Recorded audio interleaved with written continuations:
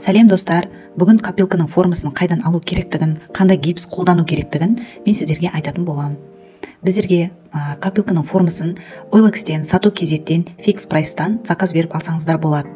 Бұл пластмасс форма бірнеше рет құйып қолдануға да, бірнеше рет шығаруға болады. Бұның үшін жуып, майлап қою керек. Себебі майламаса бұл формаға гипс жабысып қалады.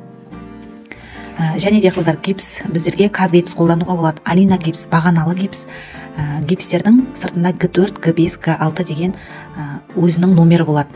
Обязательно соны алу керек. Басқа гипстер алынса, ол жабысып қалуы мүмкін. Ең жақсы шығатын жалпы Алина гипстен жақсы мықты копилка шығады. Әртүрлі формаларда, мысалы аю бар, мысық бар, қоян бар, әртүрлі формаларды істесеңдер шығаруға болады. Бұл торс копилкасын өз қолдарыңызбен арзан бағада жасап алсаңыздар болады.